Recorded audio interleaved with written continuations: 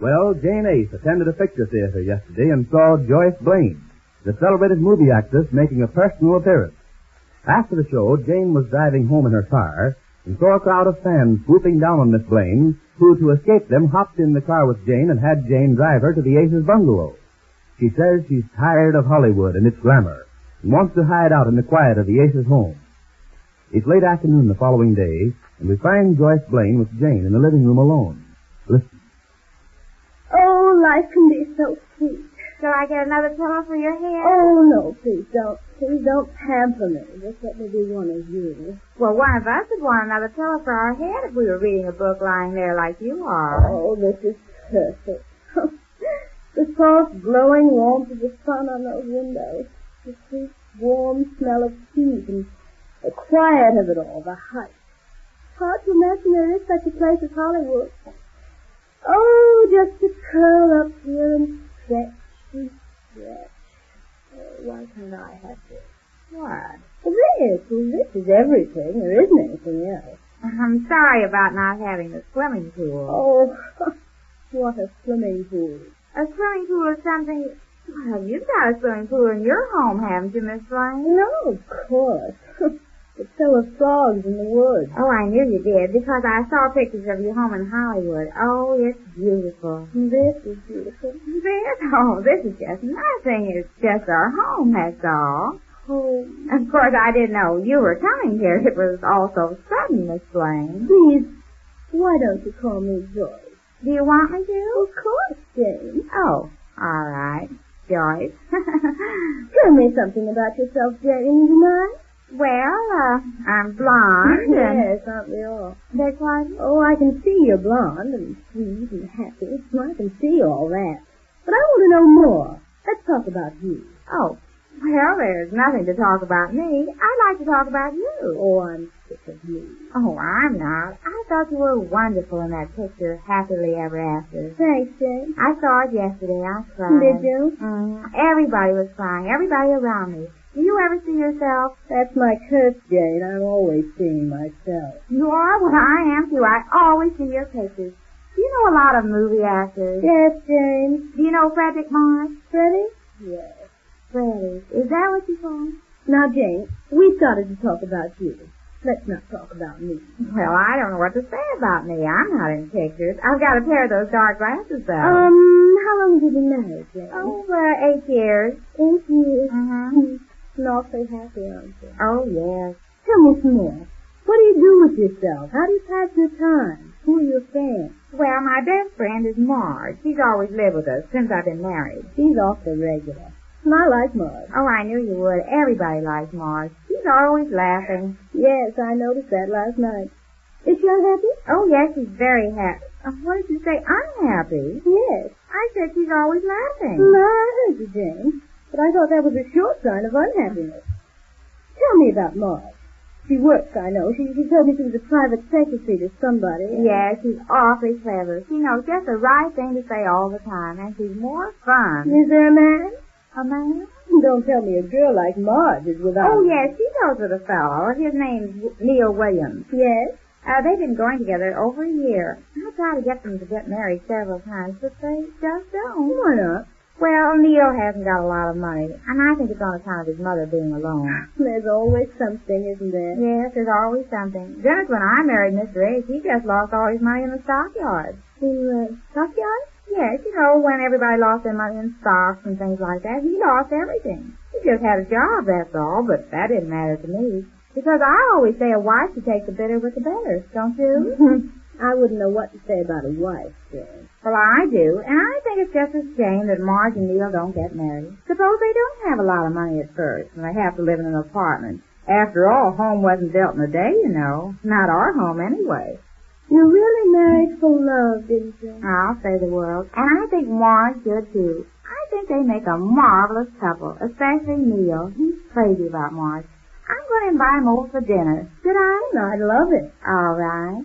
You know what? What? I bet you could make them get married. Me? Yes. And you know how? How? By making Marge jealous. Jealous? Yes. How? By acting like you're falling in love with Neil. Acting like... No, thank you.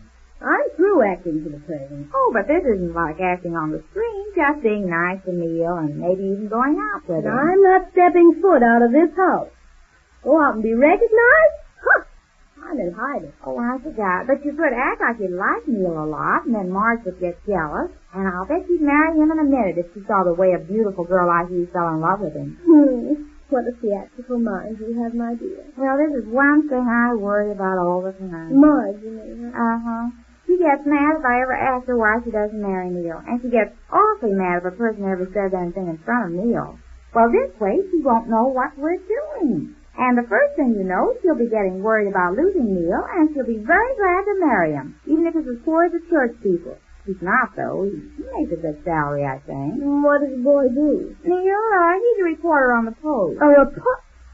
Oh, good heavens. What happened? Oh, I'm lost. Well, if Marge tells a newspaper man where I am, why... Neil, you mean? If a newspaper ever gets hold of where I am...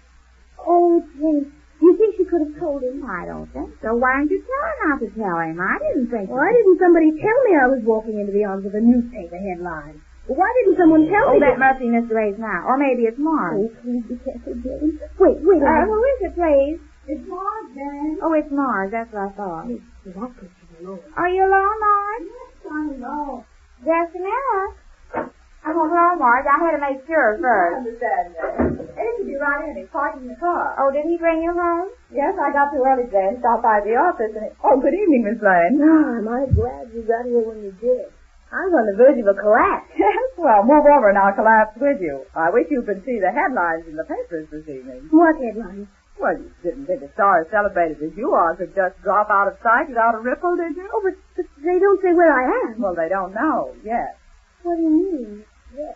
Well, I mean, they're just conjecturing on your disappearance. Oh, I've got Henderson to thank for that. He wouldn't think of giving a tired working girl a break and letting her take a month or so out to rest without smearing it over the front page of every paper in the...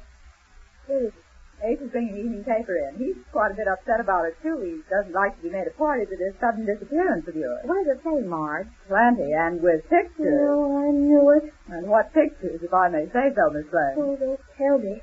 Oh, I know Henderson and the way his mind works. Oh, that's Ace now. Just a minute, dear. I wouldn't worry too much about Mr. Ace's attitude if I were you, Miss Lane. He's just overcautious. I'm not worried about him. Oh, hello, dear. Hello, dear. Is that the paper there? Let me see it. Plenty to see, I can tell you that. Well, let me see what it says. All right, don't grab. Here. Oh, I'm so sorry to be all this trouble to you, Mr. Ace. Good evening, Miss Lane. Well, it's no trouble exactly. It's just that, well, these stories here are making such a big thing out of it all. Glamour girl gone. Yeah. Has anybody seen Joyce Blaine? Oh, look at these pictures. Oh, I was afraid of that. Were these taken at the swimming Oh, pool? if I ever get my hands on Henderson, if I ever... Henderson? Oh, he's the publicity manager of the studio. He loves this sort of thing. He revels in it. He knows darn well where I am. He knows that all I want is a month's holiday and week and everything. He can't stand it. Oh, he must get the studio all this publicity. He's got to work up the mystery anyway. Oh, look at that question mark. Big as his inflated head. Well, after all, you are a celebrity. You can't just drop out of sight without But I phoned them and told them I was all right. I was just going to rest up a few weeks. Oh, can't they leave me alone? I recognize some of the tripe in this paper is Neil's fine writing. You do, Neil? Yes, this is some of Neil's work. Listen. Suddenly, as if a star had fallen from the skies and buried itself deep into the earth out of the sight of all people, Joyce Blaine, scintillating star of the screen, has disappeared. Finishing her personal appearance performance at the Palace Theater yesterday afternoon, Joyous Joyce was no more than a flashing meteor tonight as the world scans the four corners Oh, of Neil didn't write that stuff. No, didn't he, though? Oh, isn't it exciting? Yeah, that's one word for it, Jane. As far as I'm concerned, it's darn dangerous business we've gotten into. Oh, please don't take it that way. Well, I promise you nothing will happen as far as I'm concerned that'll bring any undue publicity or bother to any of us. That is if all of you cooperate with me. how do you mean to cooperate with you? There's nothing we can do that we haven't done, and there's nothing we've done that we could help but do. It's not here at our invitation exactly, Miss Blaine. That's no way to put it. You make it sound as if Miss Lane's an unwelcome guest. Oh, no, I didn't mean unwelcome. Oh, I understand what you mean. And please believe me that all this newspaper publicity will die out pretty soon. Can't keep this up for a month. You expect to stay hidden here a whole month? I can't hope to. And that is if your friend Neil, is that his name?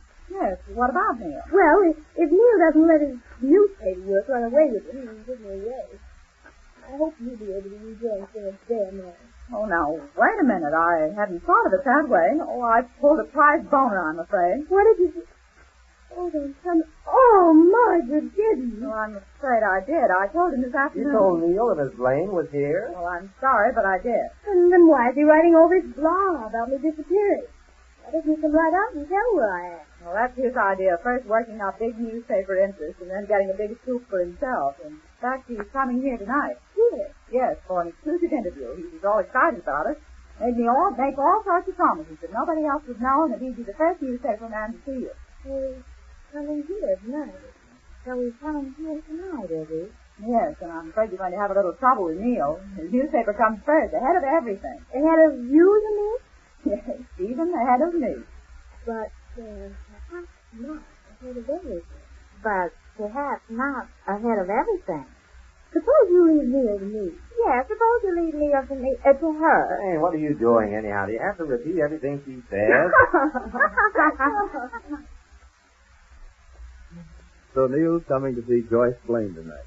And Jane hopes the glamorous movie star will put her plan into operation to make Marge jealous. Just what happens when Neil arrives, we learn when next we meet the Easy Ace.